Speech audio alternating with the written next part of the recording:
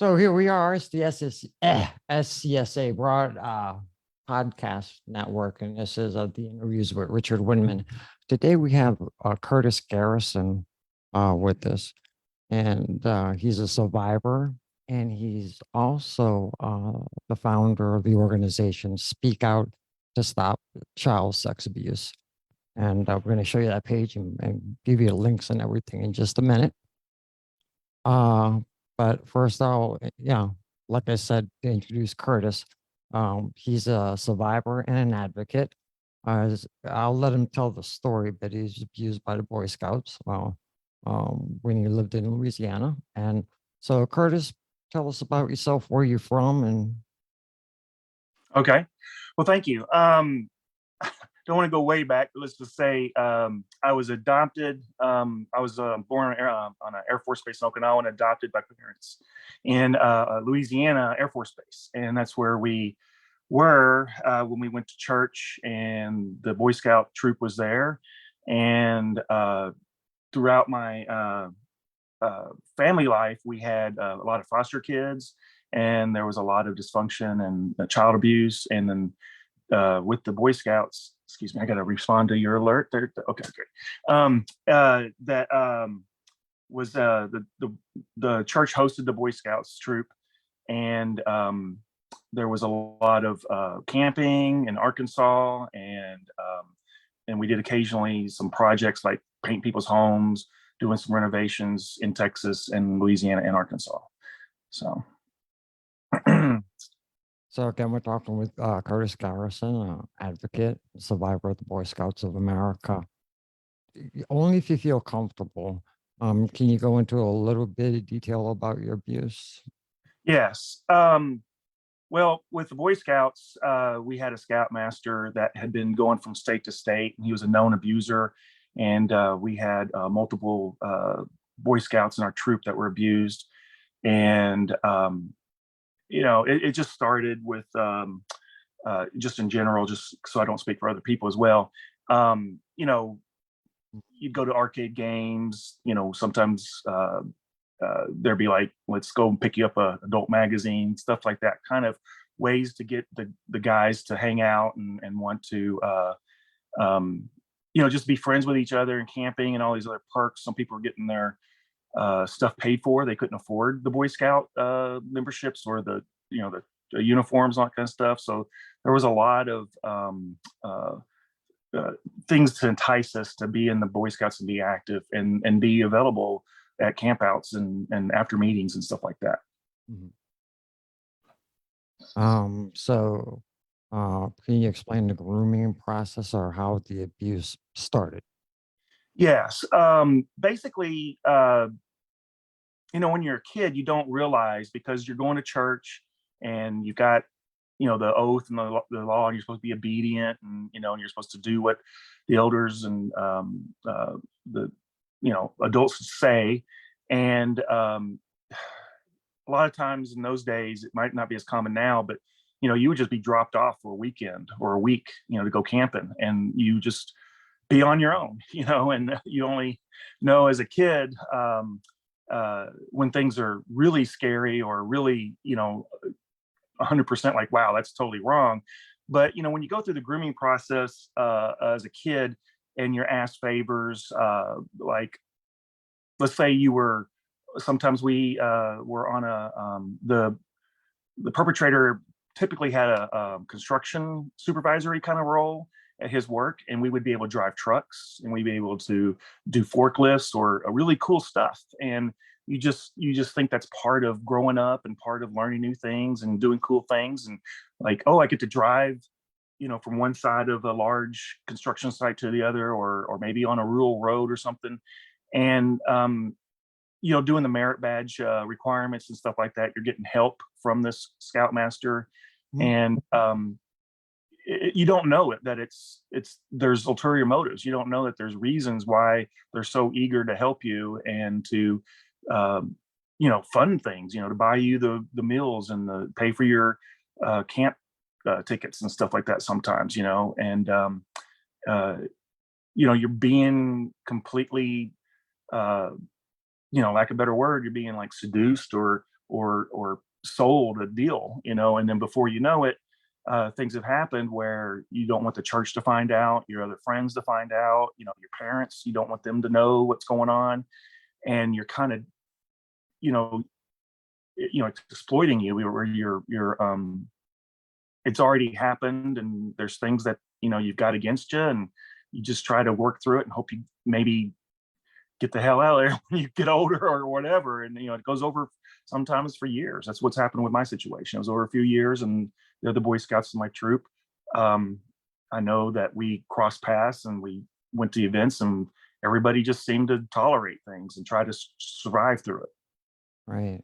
And now you say like it was a quick process, but how long did it take you to navigate that after your abuse started? How long did it take you to navigate that you decided that you weren't going to say anything? You thought about it a while, or Oh, well, and that kind of reflecting that way, you know, it's kind of like kids wanting somebody to buy them a beer or something. They know it's wrong, Mhm. but I'm not much a drinker, but I'm just saying I can relate with that kind of lure and that kind of situation. And it's wrong, and you're kind of part of the crime or the thing that you're not supposed to do, and pretty immediately, like, this is not what an adult's supposed to be helping kids do and stuff like that, and you try to hide it. And when you think about, like, hey, I'm I'm getting abused, or I'm getting the bad end of the deal, or something's really harming me, um it's just when you start fearing, like, oh no, I don't want to be left alone, or I don't want to go somewhere and uh just be taken advantage of. You just want to do what you can to get to the next safe place, or like if you're with your friends at the campsite and you're not alone, uh getting supplies or something, and you go into a supply room or something like that, just trying to be general on how things happen, and how you just kind of strategize to do the last things are not right, as soon as possible, is trying to just get away with avoiding it. Yeah. Um, is your abuser still alive? Did he ever get caught? Well, that's the thing. He got caught twice, and he was still completely active the first time, and he was a maintenance guy also, because of his construction job. He had keys to the whole church and the Boy Scout meeting room and stuff. So um, even though he was arrested by a non-related Boy Scout, it was more related to where his construction work was site, and he got caught by a neighbor. A kid was hanging around checking out cool construction. I always like to see when they're building things and all, and he got kind of involved with the boy that was living close to that, and the parents reported him. And then I think it was a short sentence. It wasn't really that long, and I'm gonna have to get these details, because I'm gonna have to kind of reprocess as I investigate a little bit more into that. But he was then arrested from another incident, and finally got away for, instead of just whatever months, it was years.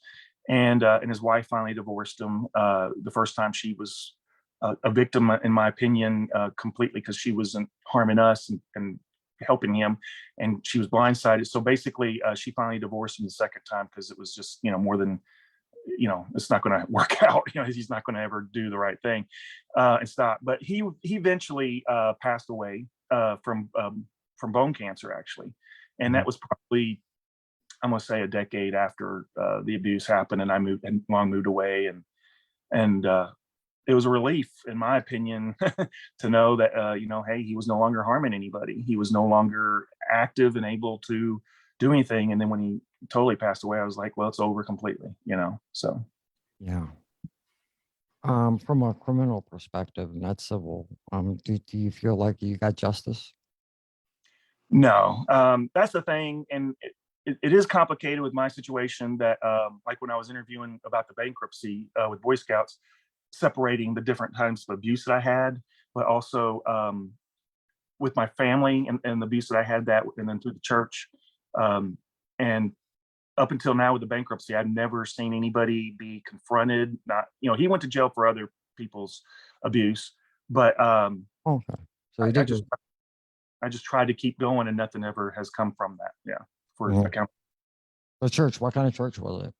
It was a Church of Christ. That's a Baptist or non-denominational or Well, I would say it's more from similar to a Baptist church because they're separate. They run kind of Church of Christ. There's like one higher level international Church of Christ or whatever, and then there's Mhm. certain flavors of Church of Christ. But they kind of, some have music, some don't. Some might raise their hands while they're like charismatic or whatever, and some don't do that. They're too, so they do whatever kind of things. The preacher kind of guys, kind of like a Baptist church, there might be a little bit of variety. Mhm. I can kind of relate. I was, as you know, I was a victim of the Boy Scouts as well, and our troop was a front for a pedophile ring. So I didn't just have my scoutmasters raping me, but people would fly in from out of town and rape me as well at the troop. And we're talking people in the United States. One of them was the former owner of the New England Patriots, believe it or not. Uh, Wow. but international as well, mostly from Western Europe. I got raped many, many, many times in the Boy Scouts. So I was one day. Hopefully, we'll have a discussion on our interview, sharing it because when it's international and it's big, mhm, or wealthy and able to have a lot of resources. That's really bad. It gets pretty widespread. Yeah. yeah. But I think we both agree that the Boy Scouts as an institution covered it up. Oh yeah, absolutely. Like I said, our main at our troop, our main perpetrator was known and buried, and we didn't have systems back then that the states shared data maybe more than they do now. I mean, less than they do now. Hopefully, we do it more. And uh, he's in the perversion files, and I'm going to share a lot of details about that, and hopefully, tell my experience and the story of what happened with how the Boy Scouts mishandled that poorly and intentionally. I mean, quite bluntly, we're kind of just the cost of doing business. We're just it Mhm. happens, and I'm like, well, we'll just write it off and not spend more money or risk trying to do the right thing any more than they are. That's Yeah. that's see. I was lucky mine got caught, and I testified at all of their trials, and they all died in jail with the exception of one. Right, Uh, but he died two years after he got out of jail. right. Um, so what I did is I approached the Boy Scouts not one, not two, but three times via written communication. One letter, I didn't get a response. The second one was certified green card, required a signature. Never Mm, got a response. The other one was a FedEx with the receipt. No wow. response from them. Did you ever reach out to the Boy Scouts at all? And did you get a response? No, I was really deep in survival mode, and the speaking out we did was sometimes it was just like us boys, we you know joke around about gay jokes, and you just kind of hint at what's going on, Mhm. and you kind of talk to each other, and somebody might speak out, and there's an adult, like I said, his wife, you know we saw her getting caught in the middle of that, and we would speak out a little bit, but it wasn't formal reporting. But Mhm. you would cry, you would have a cry for help in a in a certain way that people would just look away, and they would avoid it. And I wish that people would have responded, but we tried to get help. I'm talking about when the abuse was going on. Afterwards, yes, as I got into college and older, uh, early 20s, we did talk to the church, but I never thought about going directly to the Boy Scouts at that time because one, the face that I was looking at, the people that were doing the abuse, was in the Boy Scouts, but it was also part of the church. And I wouldn't have met this guy without the Boy Scouts. I had no reason to hang out with this guy and our friends at organized planned events and stuff. But you know, that was the Boy Scouts to me. It wasn't like a bigger, larger entity. We would go to camps with other troops and stuff sometimes, but I kind of just assumed that was the way things were, honestly, with everybody. It was just normal. It was Yeah. normal in my family. It was normal in the church. I'll just put it this way: White's Ferry Road Church of Christ, one of our big rock stars. I don't know if you heard of Duck Dynasty and all, but he married his wife when she was 15. Yeah. So it was just normal. Yeah. Going back to institutions, a good friend of ours, David Lowe, he ran for representative in District 91. Yeah. He has a question. Well, not a question, but a statement. He says, maybe if an institution is caught not being transparent about alleged abuse, they should lose all of their state Texas tax benefits. Absolutely. I got an answer for that. So in Louisiana, the Archdiocese of New Orleans, we've been on them for a while. And we, as an organization, SCSA, there's actual form that you can do it. You can, because they're a nonprofit with the IRS, you can file a complaint if they have any type of fraudulent activities in the nonprofit, and it will take away their nonprofit status.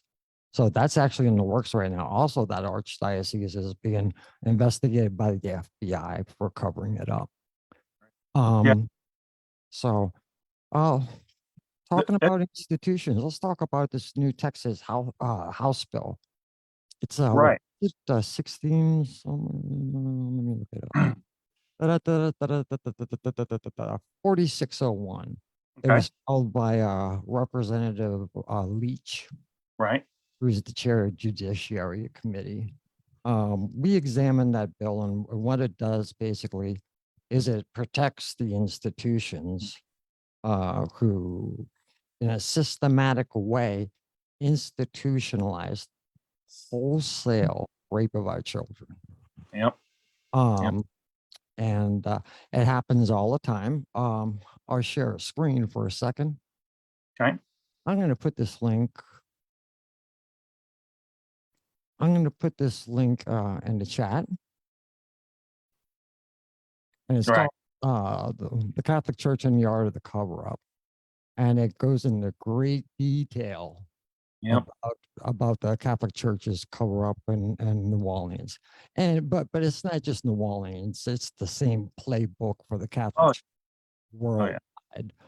And I'll put that link out for everybody. Also, everything will be in the description in the video below when this gets published to YouTube. So the law basically wants to decrease. First off, this representative, the author of this bill, has another bill that eliminates the statute of limitations for sex abuse. It is a civil statute of limitations, eliminates the statute of limitations. So victims going forward, not backwards, forward can receive justice in the civil court. Because, justice for a victim is very, very, very important. More important than the money settlement.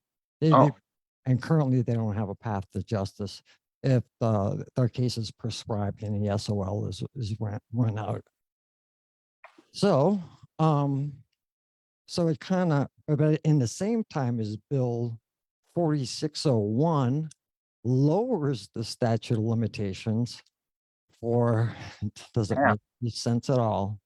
Doesn't make any sense at all.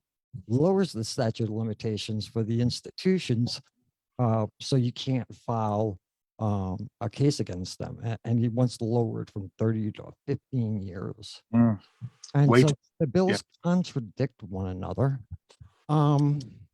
We brought it up. We did a media statement last week, and I'll share my screen again.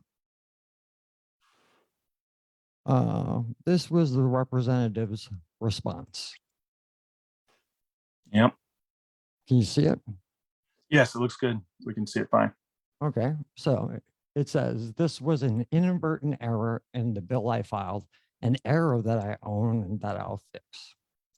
To get clear, we won't retreat in our fight for justice for victims, including strengthening our statute of limitations applicable to defendants, including institutional ones.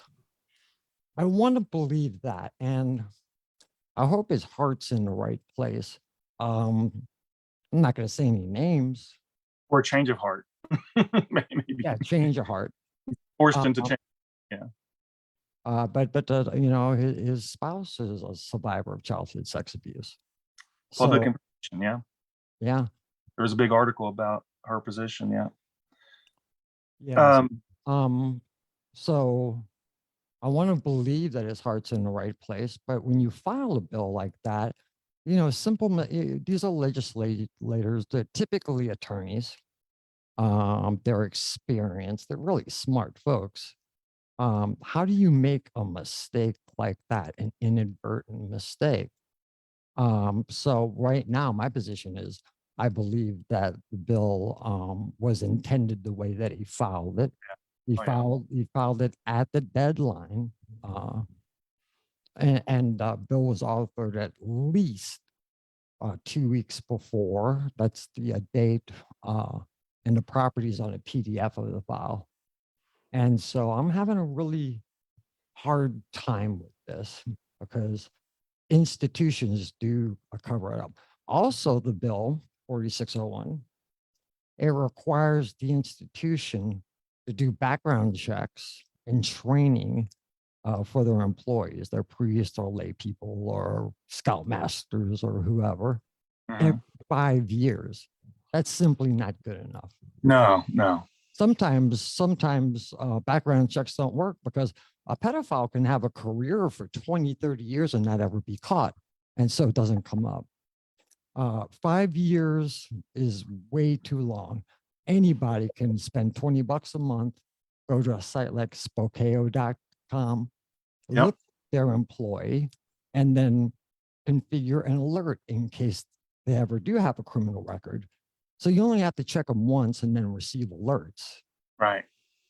The mandatory training every 5 years, I It- learn stuff all the time and forget them in 5 years. right. Well, it should be annual, if not 6 months. Yeah, I think 6 months. A Yeah. refresher anyway. I mean, Yeah, 5 years is a lot of people that are going under the table, being um, not reported, not caught. I mean, that's a lot of abuse. That's a lot of great possibility of harm. Yeah. yeah. And David Lowe brings up another good point that he's backed by TLR, Texans for Lawsuit Reform. That's So the big red flag. yeah, And those type of things, if you connect the dots just from factual, not trying to, you know, assume things or trying to, wonder like, is it good or bad? You look at it and there's a lot of bad stuff that are very factual, mhm, like, but again, just submitting that bill or submitting more than that one bill, besides 4601, there's other things that we know. There's been last session, there was competition between him trying to, throw things in and compete with attorneys or survivors to do less than they did the first time, or last session when he first tried to do things. It's kind of like, we love you, we're going to help you, but you know what? We're going to help the institutions even more. mhm. Like, oh, there's statute limitations for people with newer, the younger generations that will have a voice, but that's decades down the road. And then the people that have been abused that don't have any option, we're just going to make sure our institutions are protected. So it's out both sides of the mouth. It's like, how can I get paid and how can I look like a hero at the same time? That doesn't Yeah, work. yeah, and Doesn't. I'm sure I'm gonna scream one more time. We did a press media statement. We sent it to all the media in Texas, all media outlets in Texas last week, and we came up with a grading system. And there's some bills that deal with this in the current 88th legislature. So there's one bill 206. We gave it a grade of A. It eliminates the statute of limitations for sex crimes against children, and it's retroactive. So this is very important because, like we explained earlier, delayed disclosure, victims of childhood sex abuse, it's a secret. And so you can't tell anybody. And because you can't tell anybody, you can't ask for help. And so they go through life with depression, anxiety, PTSD, sometimes CPTSD, Yep. the dissociative disorder. And because they can't ask for help, they typically, and this is the majority of them, they self-medicate. They Yep. self-medicate with alcohol and all sorts of substances, drugs. And when that stops working, and it will stop working, suicide. And survivors and victims, they commit suicide in numbers. Just this year in our organization, we lost 3. Well, Yep. in our organization, we lost 1 to suicide, but 2 advocates, professionals at this who are along in their healing journey, that they committed suicide. And statistically, there's a phenomenon called delayed disclosure. And so survivors and victims typically finally address their abuse in their late 40s, early 50s, with the median or average, no, it's the average age of 52. So the current statute of limitations needs to go away. So that the victims from decades ago can finally have a path to justice and to heal. And there's a lot of concern, of course. There's a concern that's going to overload the court system.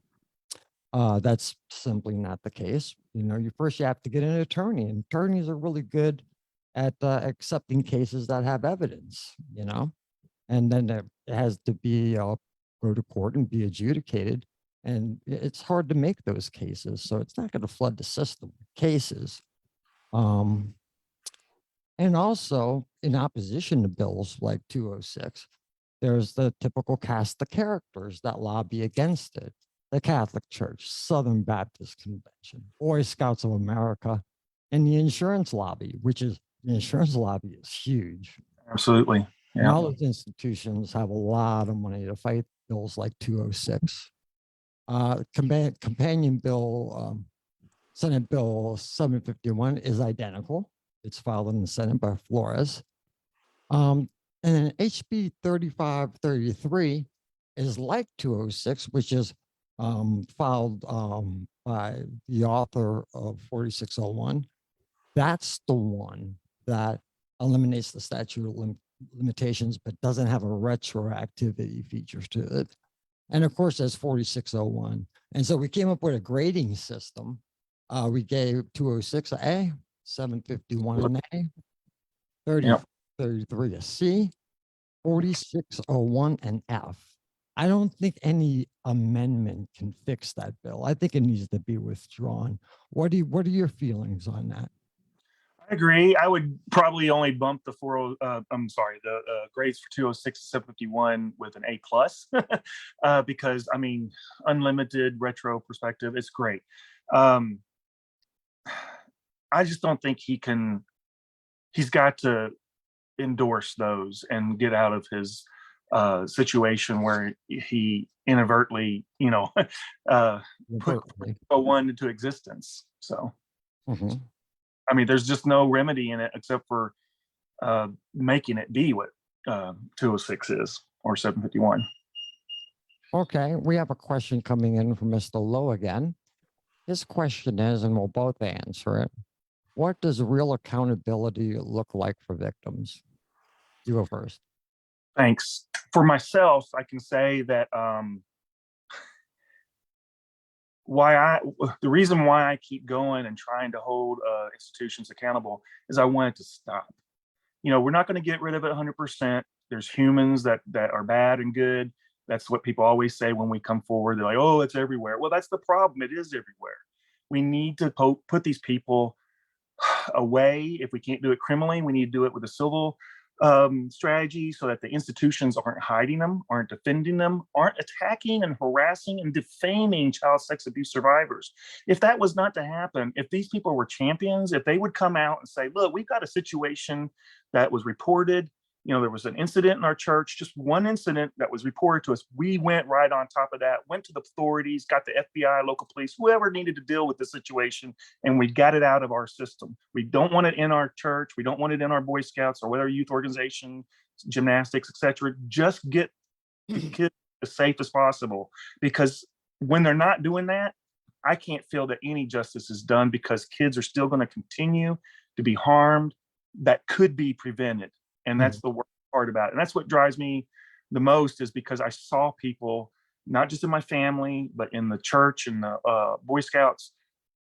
It was a lot of guilt. I look back, I left, I moved out when I was 16. I left the Boy Scouts, everything, as soon as I could get a job and drive on my own. And I kept seeing this abuse happen. I kept hearing things that were wrong, and I'm like, they're just looking away. They're not doing anything about it. That's what justice and accountability would be for me. Now, my perpetrator had passed away, so that's not an option with that. But there's other people, and even my father, adopted dad, is still alive. They're very elderly, but it's still no accountability, and there's risk. Even no matter how old they are, they could still be, doing inappropriate things. For me, accountability. So there's two types of accountability for me.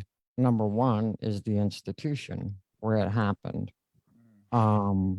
It's, when you talk about the Catholic Church, the Boy Scouts, the SBC, and you can go on and on, Mormons, they cover it up. They cover it up, and it's institutionalized, and it's systematic. Absolutely. Yeah. One thing, I'm sorry. And a lot of mandatory laws around the nation exclude clergy specifically in their mandatory reporter laws because of the seal of confession. Yep. So that needs to change. Mandatory reporter laws. Who's a mandatory reporter? Everybody who's an adult. Absolutely. Everyone. And if you see a child getting raped and you don't say anything, then you go to jail. Yeah, absolutely.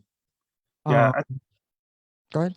I think it's like if you saw somebody mugged, some states have different laws and such, but if you see something and you don't report it, or you even are doing stuff to help the perpetrator kind of cover it, because you don't want to be involved, so you're like pushing it away.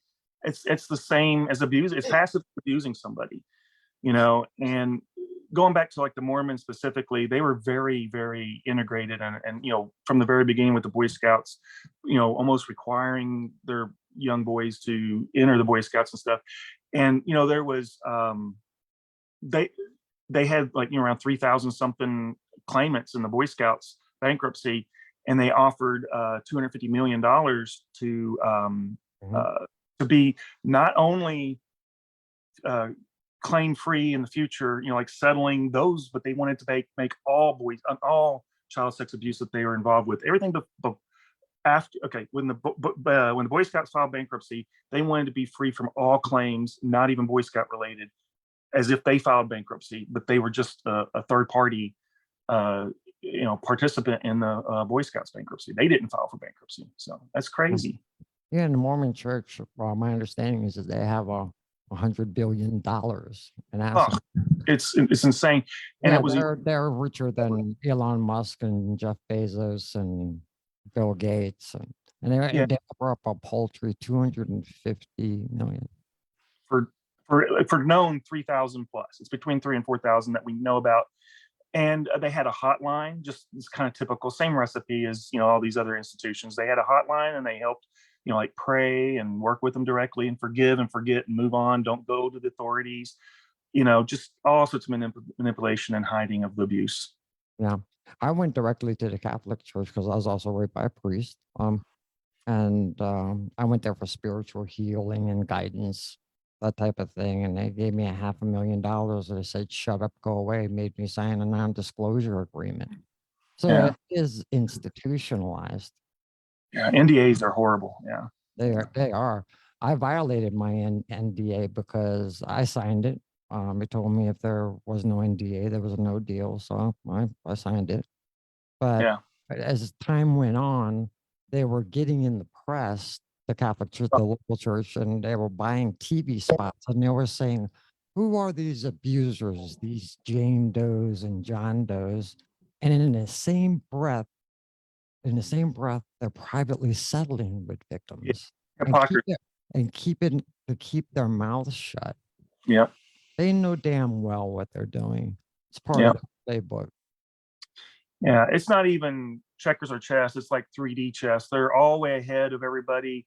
When something comes out, they got a task team, experts. They're paid highly, and got the best of people to compete against somebody that may not have any resources other than the fact they're abused, and hopefully somebody helped them come forward. But that's it. They don't have any way to compete with that. Yeah. And so the second part of accountability for me is law enforcement, legislation, legislative government, the state government, and also the judiciary. In the case of New Orleans, in that article, and I'll put the link up in just a little bit. I went public. I was on TV. I was the first one to do it in New Orleans, and that caused a lot of people to come forward and finally tell their stories of abuse. Right.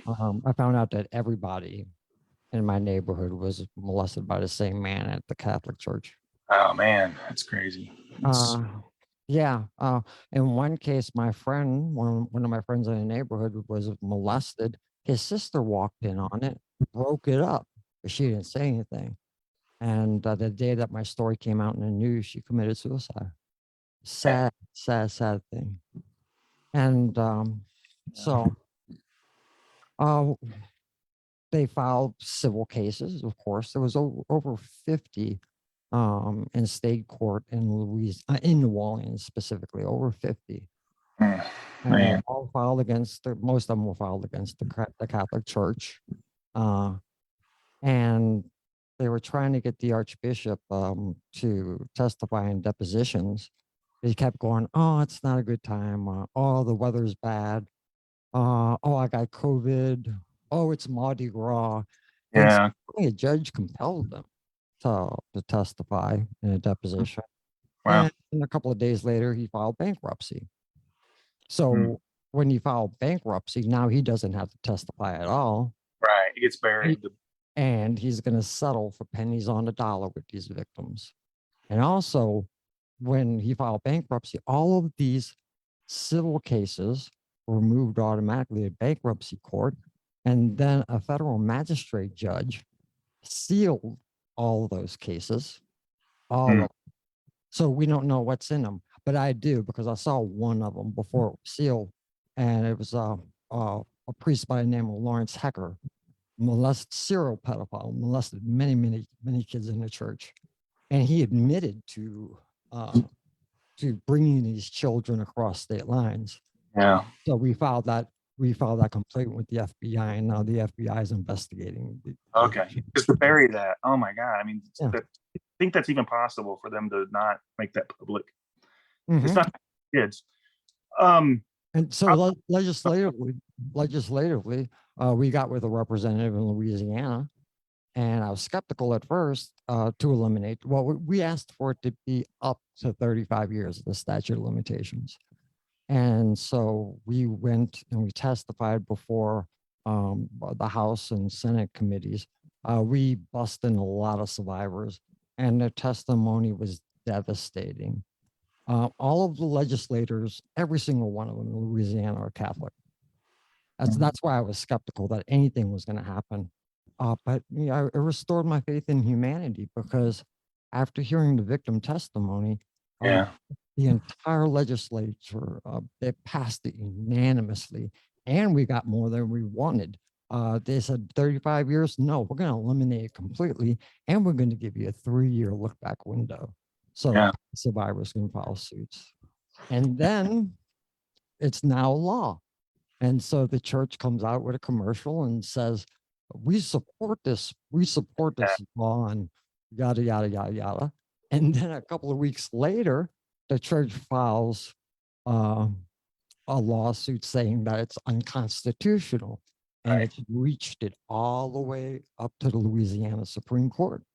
So do you remember the file before? I think it was like 6 months before, and said, "Oh, it doesn't apply until a certain decade, or only so far back." They were trying to already water it down before it even went, after the law. So it's crazy. Yeah. So we have a problem in the court system. We have a problem with law enforcement, because when at 17, I went to tell about my abuse, and And actually, the police officer that investigated the Boy Scouts, he was the head of the pedophile unit, and he mentored me and he raped me too, and a lot of other children. And then he finally got caught. I was raped from 7 to 17 years old, a whole decade. I didn't even have a childhood. And he was finally in jail. I felt safe. I reported him to not one, but two police detectives in the child abuse unit. None of them believed me. So law enforcement's a problem. The judiciary is a problem. And the state's the problem too, because, and it's so hard to understand because this is a nonpartisan issue. Everybody can agree that the sanctity and the safety of our children is our number one priority. Should be, absolutely. Absolutely. Yeah. So why is it so hard to get done? Right. The church, you think, would be champions and just carrying that baton to say, hey, every law, every resource, let's make sure this is, eradicated as much as possible, becomes a non-issue, because we're going to be first. The resources for the state to have supporting the children, have them have places to go to for help, a place to stay, to get out of an abusive home, maybe, just all these things are not given the resources and the priority that they should. I hope I'm not changing subject, but I did want to go back to, we were talking about accountability and what would be justice. Sure. Right. I want the Boy Scouts, they are a congressional charter. I want them to be investigated. Michael Johnson was a whistleblower for the Boy Scouts that helped greatly, inspired me when he came out and, said that the children were safer from his being there 10 years, but there's definitely a lot of work to do. And that's great, because a lot of people think, oh, it's in the past, it's not happening anymore, everybody's safe. We won't know for decades, because people don't report, like we said, you were talking about here. But, like if a daycare, or I hate to pick on one particular industry, but if they had one or multiple abused children, they would be shut down, if they were a small business, or they would be just totally just the local, like, oh my gosh, I'm not going to go there, I'm not going to deal with them. But people do so much differently, defending the church or the Boy Scouts or whatever. And I just think the congressional charter that the Boy Scouts has, it's some kind of a monopoly, and they get a lot of benefits. The Congress just needs to investigate them. It's like the U.S. gymnastics. They need to come in there and have survivors come forward. They need to the bankruptcy shouldn't even been the way that all this was handled. It's just totally inappropriate for child sex abuse. It's not like we loaned them money and they owe it because they can't pay, or we sold them supplies and we're trying to get our money back. This was negligence. This was much more than negligence. It was intentionally set up to allow us to get further abuse by protecting the pedophiles. And I think Congress should just strip them of that privilege. I think they should no longer have that position. And if they're a separate entity, a different organization, like any other scouting organization, that there's many other options, then they would have to compete and try to do better, and most likely be shut down eventually, because they'll just become more and more irrelevant, in my opinion. It's a huge organization, but I just think they're shrinking down and people are tired of it. And there's options, and if they don't change, it's inevitable that they're going to become less and less in a monopoly position there with that congressional charter and all that. So yeah, and I'm pretty sure we'll get criticized for this because we're talking about Louisiana a lot, and both Curtis and I are from Louisiana. I can't speak for Curtis on this, but the Boy Scouts took me to Astroworld in Houston and raped me many times. So my abuse happened in Texas, and both of us now live in Texas. I've been here for 19 years. Got here as much as I could, but I am a resident of Texas, and my abuse happened here. Did any abuse happen to you in Texas? Yes, the Scoutmaster had family that lived in a small town, and we went to help, like paint the outside of a home and work on landscaping and small honeydew kind of projects. And it was all kind of like, oh, it's for the merit badges, or it was for because we're scouts. It was just free child labor, of all kinds. It's just horrible. I didn't know about Astro, man. So I was thinking it was just Louisiana predominantly for you, or it's interesting. Yeah, I didn't even, when we talked about it in the bankruptcy, I didn't even mention Texas because it's so crazy that that kind of abuse can happen, but it was just a small percentage compared to the abuse that happened where the troop was in the campsites in Arkansas. So I was just focused on, because that wasn't like a Boy Scout meeting, but it was a Boy Scout related incident. And it's just weird that that kind of abuse can happen and it becomes so minimalized because, in relationships and whatever else that had gone on. So, um, There's a lot to consume, but yeah, there's multiple institutions. It's, when somebody from legislature ask, who are the institutions? Well, it's church board, but it's also you. It's also the judiciary, and it's right. also law enforcement, and Right. it's appalling. It Yeah. really is appalling.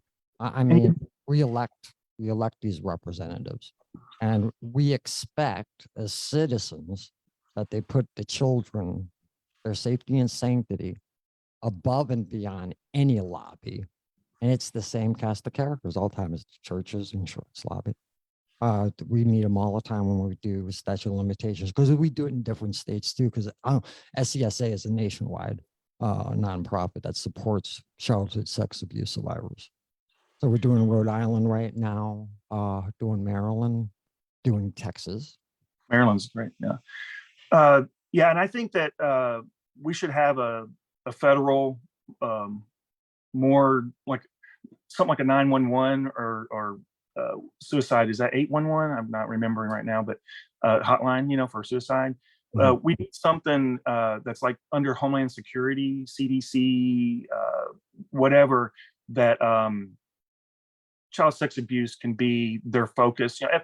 FBI, definitely is part of that now, but I just want it to be where, like the bankruptcy, I didn't have, you talk to your lawyers, you talk to the people that are organizing, like the votes and the updates for the court hearings and the bankruptcy, but there's not really, that's a third party. There's not really one contact you can go and say, hey, maybe I am happy with my lawyer or not, or the reports and updates I'm getting. You need somebody to go to that I can report something, and you're not reporting to the institution, you're not reporting to a local law officer, because sometimes a local, like with your situation, it's not any good, but also they're friends with your local Boy Scouts, and stuff like that. You need somebody, RAIN is a good organization, what you're doing. I mean, because they have,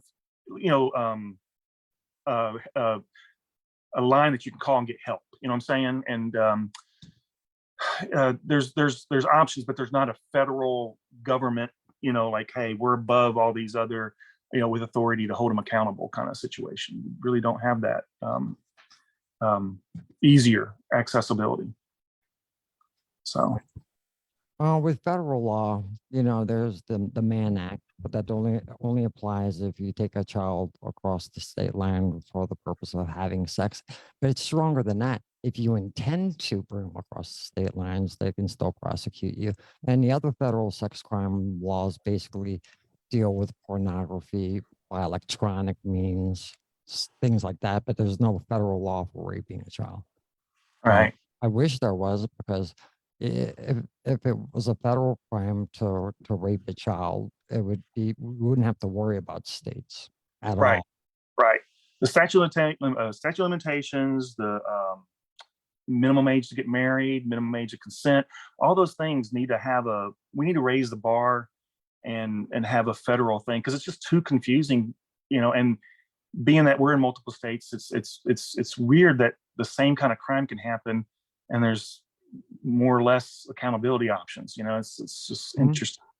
That's even, the situation. I don't know how that happens. I mean, but I did hear, I wish I could recall immediately, but sex trafficking used to be pretty much if it was across state lines, but now they're saying, hey, if you're just picked up and, maybe, anyway, if you're exploited and you're sent somewhere and it's just down the street, they said that could be considered sex trafficking.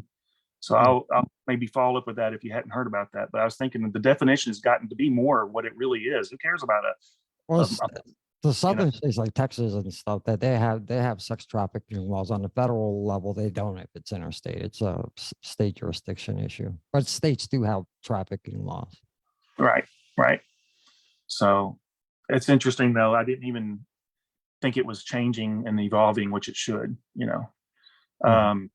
Well, I'll give you an example. Like it used to be child molestation when it was in the 80s when I was first looking into the laws and stuff, the options, and now it's then it's child sex abuse or childhood sexual abuse, but now it's what it really is. Hopefully, more commonly, stated as it's just child rape.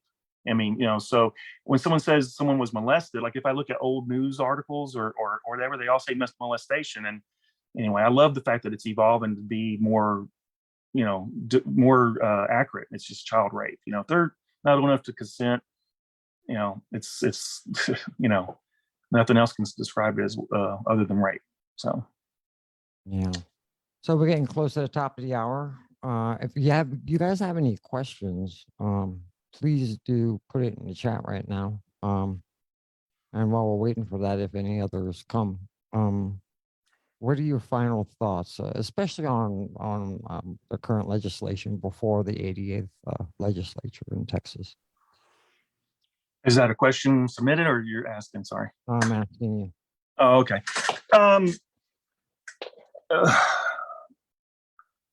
I just think that we should, 206 was the first out of the submitted, and we should just get behind 206. And I want everybody to be. Hopefully, Richard, you can show your questionnaire, your phone. Your form for being able to submit a testimony, Yep. and we can get everybody to either submit something online to represent and be submitted to state Congress, or show up. And it doesn't take long. You could do, if it is the House bill, if it is 206, you get 3 minutes. And if it's a Senate bill 751, you'll get 2 minutes to testify. And really, it could be just a simple, they'll tell us what to say, but it's like, your name, the bill number, and if you support it. And it could be just 1 or 2 sentences like, I was in the Boy Scouts, or I was in a, whatever church or whatever school, I'm a child sex abuse survivor and I support the bill. And it could be more detailed or not, depending on how much time you have and what you want to share. And I just wish we could flood the Capitol. I wish we could just have the whole, like hundreds of people there that are willing to come forward. And if it's moving and someone wants to share the details, and it does get them to listen to, like you and I probably would share everything we can and have time for, and they need to hear how much harm this is doing, and then maybe they'll feel compelled to vote to support 206 and fight the silencing of survivors.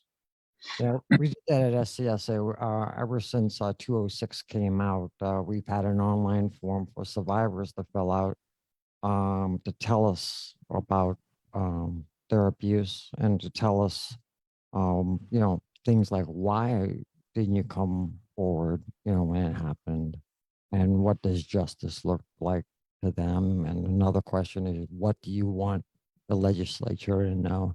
And we've been collecting responses for I think like a month and a half now. And I got to tell you, it will never be published by SCSA, but we're taking all of that. In the detail that they went into was incredible. No one-line answers or anything like that. And it was devastating to read the responses. And so we're going to redact the names. Well, not the names. The only thing we collected from them was their email addresses. We're going to redact the email addresses, and we're going to submit those next week to the entire legislature. And also, because everybody who took the survey understood in advance that it could become a part of the public record. Right.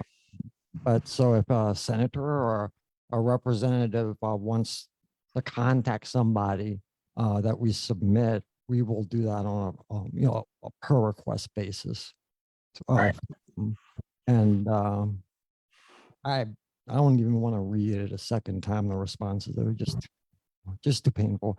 And this is going to be delivered in a package that we want recorded as a part of the record, official.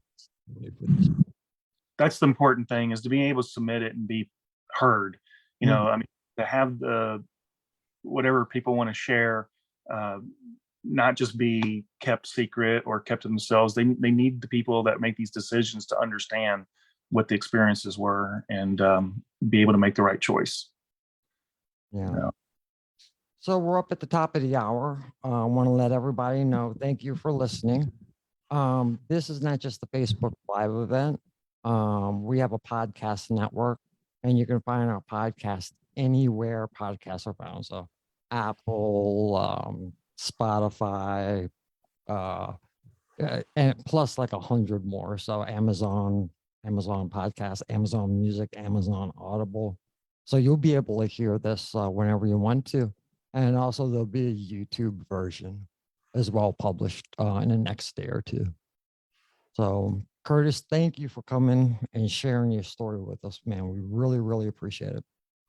Thanks for the opportunity, and hopefully after this session we'll have some other things to discuss and update going forward.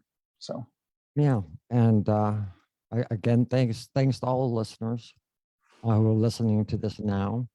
Thanks to the viewers who've been viewing the live stream. We appreciate you, and spread the word. Spread the word. Kids are the most important thing in the state of Texas, or anywhere for that matter, past, present, and future.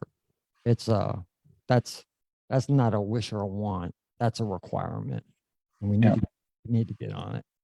Thank you guys for listening to Mr. Garrison and myself. This is the interviews with Richard Windmann on the SCSA Podcast Network. Take care.